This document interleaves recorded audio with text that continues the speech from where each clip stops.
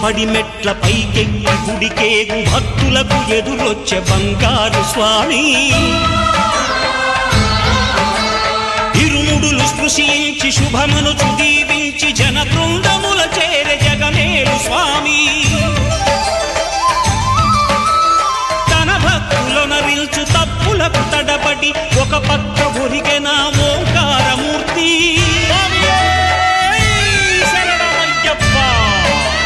స్వాములందరూ తనకు సాయము కాగా ధీమంతుడై లేచె ఆ కన్య స్వామి